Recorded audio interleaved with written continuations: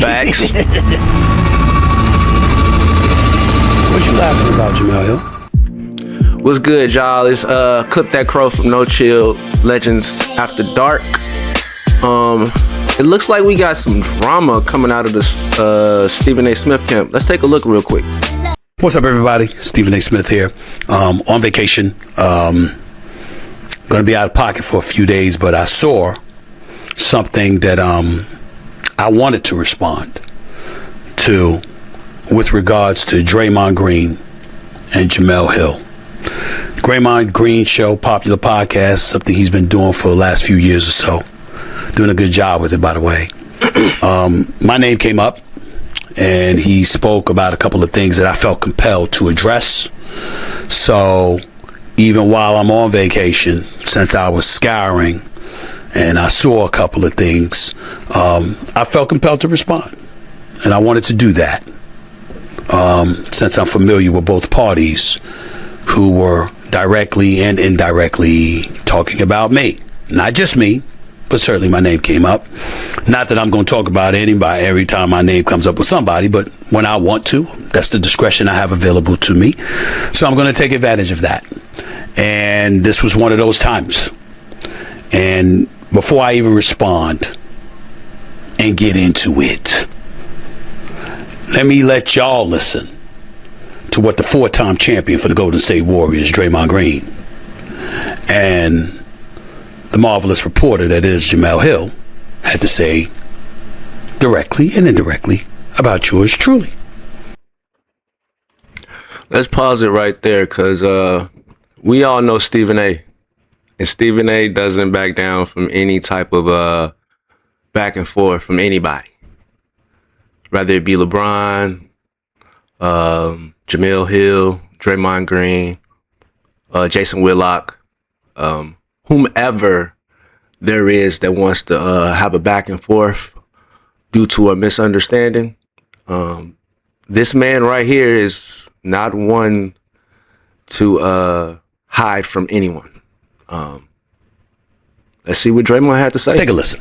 I've had my words with Stephan A. Listen, he's great at what he does. I think, he's arguably the best at what he does, right? And that's your lane, respect, cool. But I also think where the line get blurred in a negative way for journalists is he throws out the journalist tag all the time. I am actually a journalist, this, that, and other. But to your point, there isn't the going in the locker room. There isn't the, he comes in the arena. You really don't get next to him. You don't see him. And so, you talk to people, but it's not the same. Exactly. And so right. you say all of these things on television. Jaylen Brown has been very outspoken about it, the anonymous sources and all of these things, right? Like, you say all of these things on television, and then you throw out the word journalist, which almost makes people, especially athletes, not respect journalists, because you're throwing out the journalist tag and then you're doing that, and people don't respect it, and there's no accountability, right? So, the first thing you just said was, I write a column, I show up the next day to stand in your face to see what you're going to say. If you need to say something, if you feel like we should, but when that term is thrown out now, no one's given that same opportunity. People spew all these things out there, and you're not given the opportunity to go face to face. And when you do, a la LeBron James, then it's this whole thing of like, oh my God, I had an opinion, and now they're not happy about my opinion, so they come to my. And so I don't think it's approached with that same integrity that you're speaking about, which ultimately, I think it leaves all journalists in a bad spot, because you're not technically viewed as what you just said a journalist is. No, I don't think people look at us that anymore. And that's not to say that, journalism, 20 years ago was perfect. There were certainly issues and that sort of thing. But there was just more respect that went both ways. Respect didn't mean favor. Respect just meant fairness. That's it. And I am a little disheartened by sometimes how personal it seems to get, because my rule of thumb always with television is I'm not going to say anything on TV I can't say to your face. So if I say on TV, not you personally. But if I say on TV, hey, you flop, say on TV, hey, you flop. Yo, when I see you, I'll be like, yeah, I said you flopped. Facts. What you laughing about, Jamille Hill? Somebody that's not in the locker room? Are you implying that you've been in the locker room more than me in my career? Is that the implication here, Jamille Hill? I beg to differ. I was a beat writer and an NBA columnist for 15 years. I was an NBA columnist for an additional 2 years before I became a general sports columnist. See, this is what gets to me. And I'm going to be very respectful when I say this because I'm trying to be respectful to Jamille Hill, who I always show respect for. You just going to sit up there and listen to Draymond Green and forget the fact that I was a beat writer, high school, colleges, pros, for the first 20 years of my career? And that I earned the right graduating through every step of this industry before I became a general sports columnist to not have to be in the locker room all the time? You just gonna let him say that? And there's no course correction whatsoever about the industry and the fact that my position was earned? Draymond Green, just so you'll understand what I'm saying to Jamille Hill, my brother, because I want to make sure you get this. This is one journalist talking about another. I want you to relate this. I don't know. I remember hearing you say one time, Draymond Green, that Golden State hasn't really been big on rookie hazing, but you know that it exists. Well, hypothetically speaking, did you have obligations and chores as a rookie that you no longer have as a veteran because you graduated to the point and the same things that you were subjected to very early in your career you no longer had to do? That's journalism. As I pause the video right there, Stephen A is right, actually. He came up in an era of journalism at a time where you had to earn your bones or earn your keep. Coming up late 80s, early 90s, trying to be in this industry where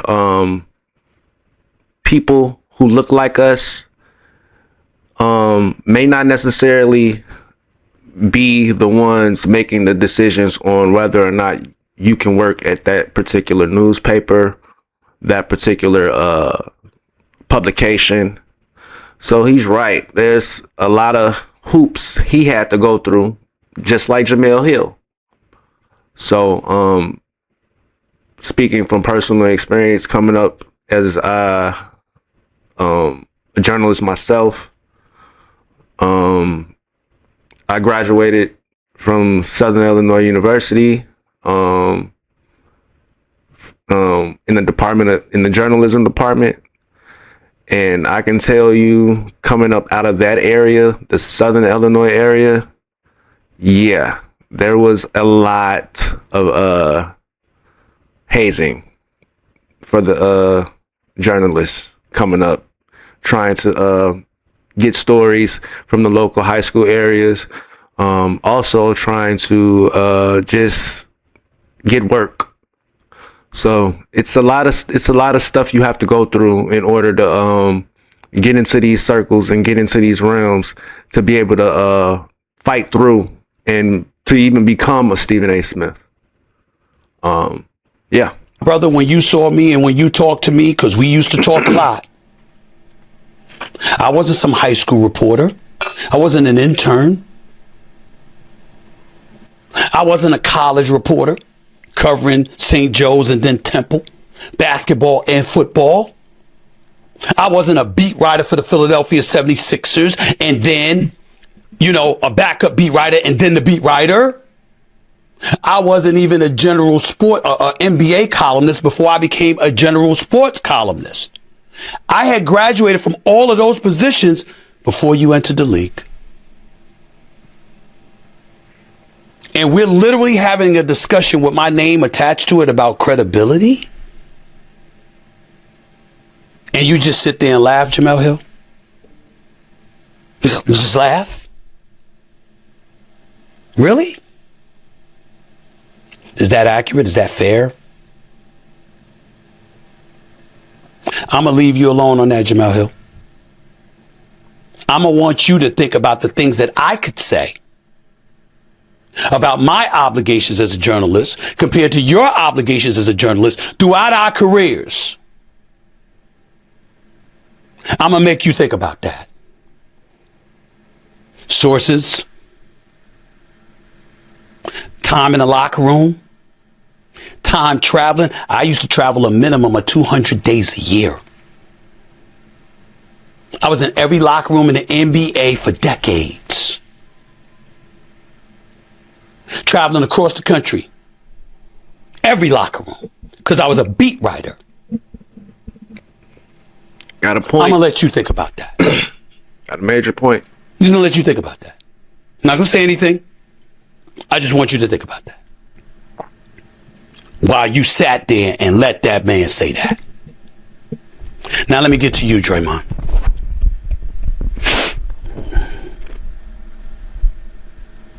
Ladies and gentlemen, before I say anything,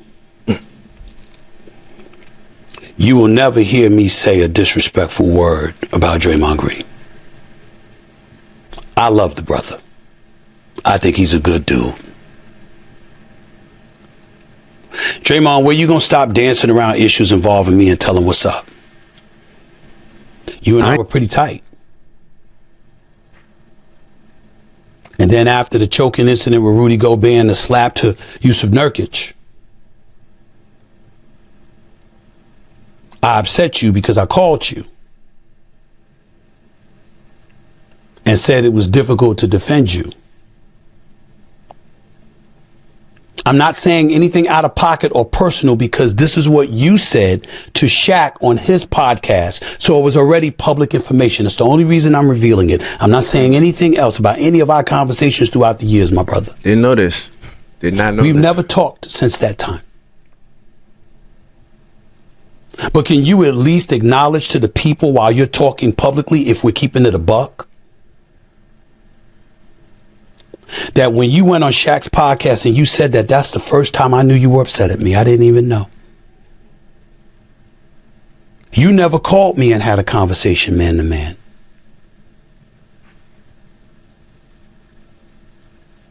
I never knew you were upset.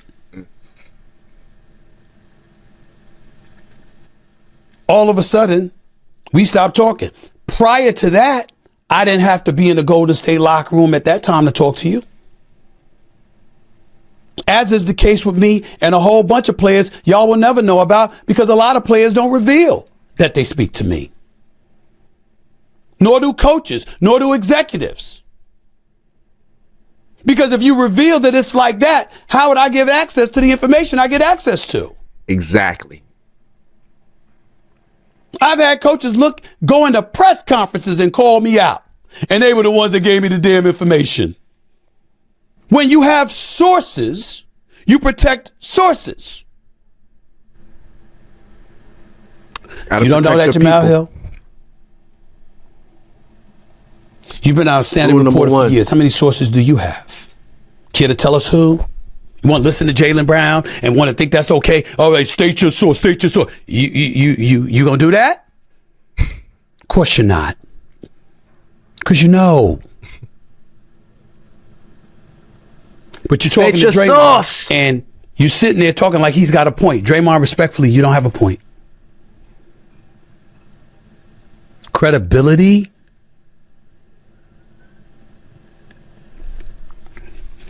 Draymond Green, do you remember what you tweeted out? I don't know whether it was on Instagram or X or whatever, when Skip Bayless challenged you to come on his show on Fox and you retorted that it's a waste of your time, he don't have a snowball's chance in hell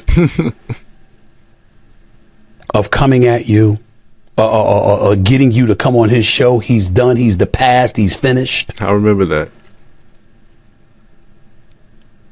That was one thing you said. And then you had him on your podcast, your show. And it was an entirely different tune that you were singing.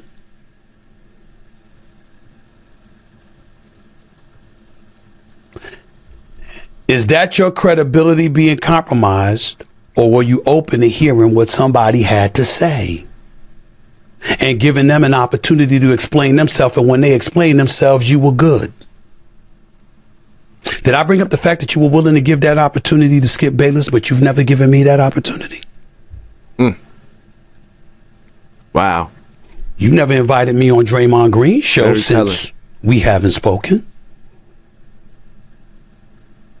I appreciate you being complimentary of me the way that you have. I do the same for you. You're a 4-time champion. You're a future Hall of Famer. I think you're a basketball savant. I respect the hell out of you as a player, and I respect the hell out of you as a man. I got love for you. That has never changed. But you could give Skip Bayless an opportunity to have a conversation with you man to man, albeit in front of the cameras and the microphone. You've never accorded me that opportunity. You bring up Jaylen Brown, but Jaylen Brown challenging me to a debate because of something that I've said or whatever.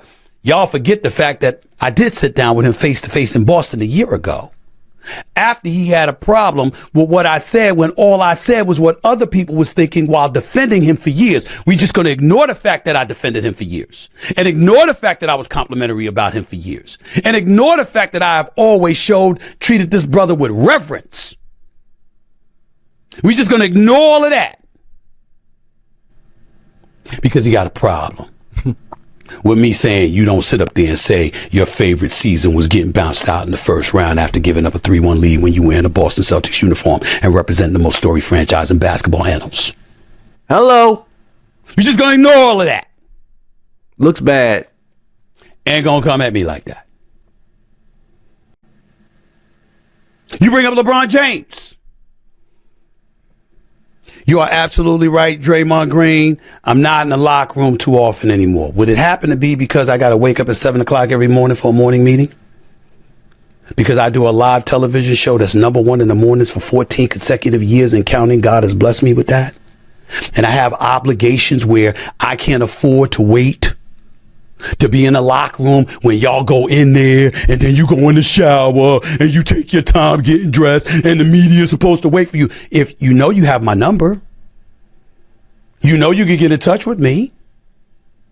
We're going to use that as justification of a Jaylen Brown. When I've spoken to Jaylen Brown face to face, and Jaylen Brown can meet me anytime he wants to, I'll be happy to do it. We're going to use that when it comes to LeBron James, who all he had to do, not to bring this up because that's old news and I get it and I'm over it and I wish the brother nothing but the best. We're grown men. I have nothing against LeBron James. I wish him nothing but the best. I swear to God, that's how I feel. I'm a grown man. I'm 58. I don't want enemies. I'm living a good life. He's living a good life. I wish him nothing but the best, but the happiness, and I wish the best for Bronny too. But even though I felt it was wrong, because I didn't dog Bronny, and even though I sat up there and I looked at LeBron and I said, yo, I'll wait for you in the back. I can see you after the game. And I had a problem with being approached at courtside in the third quarter of a nationally televised game on the night that my contract was announced.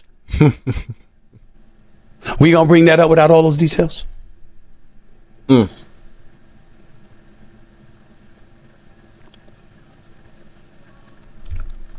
Back to you, Jamelle Hill. You know, you got a lot to say. And sometimes you mention my name and sometimes you don't. You ain't invite me on your show either. I don't invite you on my show because I don't talk about you like that. You do your show, I do mine. I don't sit up there and denigrate Jamelle Hill. I am always responding to some kind of verbiage you've thrown out there, whether directly or indirectly, about me, one of your former colleagues, who has never been bad to you, ever. Usually work out that way. Back to you, Draymond Green. Simple question. Skip Bayless got an opportunity to come on the show and talk to you. If we keeping it a buck, was he as tight with you as you and I were? I'm going to tell you something, Draymond Green, I never had the opportunity to tell you.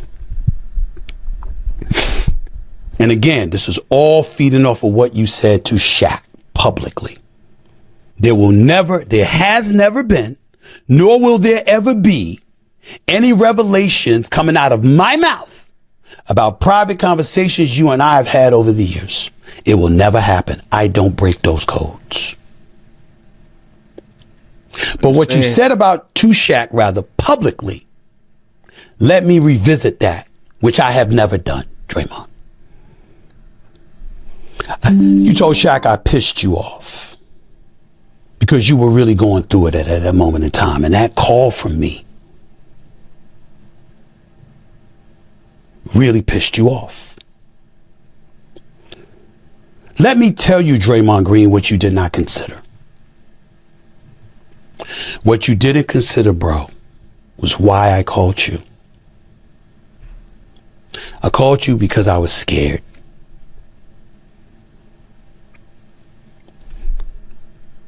You mean that much to me as the good brother that you are, that I called you because I knew I had to go on the air to talk about you the next morning. And I didn't want you to flick on your TV and be surprised by what I would say, because you might perceive that as betrayal or backstabbing you. I called you to let you know my perspective, so you would know that I was straight up with you, calling you to let you know where I stood before I said anything publicly. That's why I called you. I don't owe that call to just anybody. I don't owe that to a player whose number I don't have, who I have no relationship with, or anything like that. But to somebody that I knew, that I spoke to, that trusted me and I trusted, like you, you're damn right I owed you that call. I wasn't saying anything out of pocket or anything that was wrong. I was saying something that I knew was going to upset you. So I was calling you to give you the heads up, because the man that I knew always respected the fact when people were straight up. You didn't give a damn what their position was. As long as they looked you in your face or picked up the phone and called you to let you know where they stood ahead of time, Draymond, you were good. That's what you told me. Always. That's why I called. And let me state for the record, what I just said about Draymond Green applies to any athlete, coach, executive, or owner I know. If I know you and I have a personal relationship with you where communication is regular and ordinary, and we have a relationship, I'm always going to feel compelled to speak to you first before I speak publicly. Ladies and gentlemen, that's my issue with people in the industry or people in the world of sports who know me and I know getting at me. It's never because they disagree with me. It's one of two things. It's me finding out when everybody else finds out because they posted something publicly without me knowing, or as if they get personal. There's never anything else that affects me.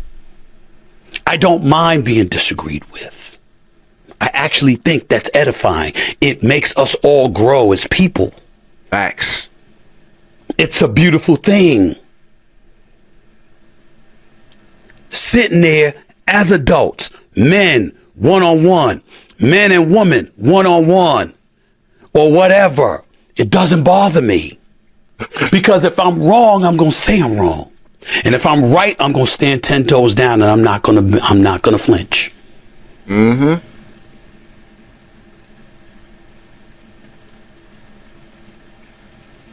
But adults communicate.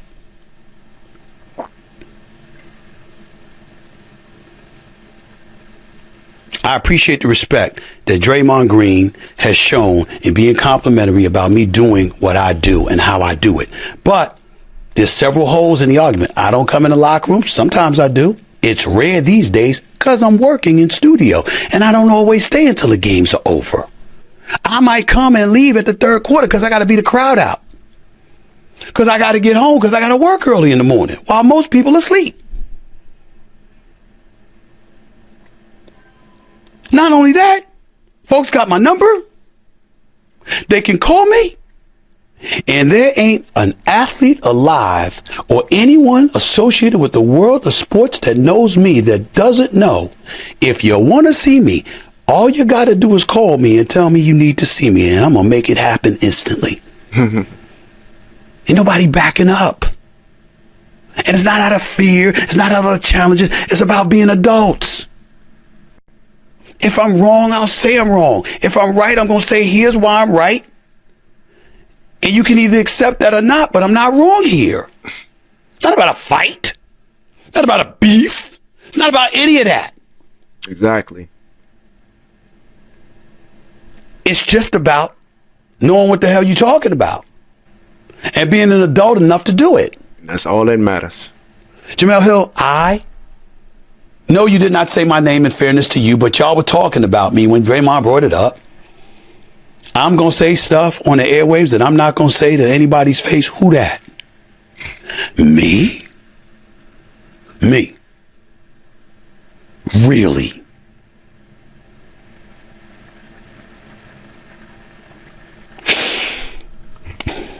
It's just unbelievable, some of the stuff that comes out of people's mouth. The misrepresentations, the innuendos, the half-truths. It's really sad.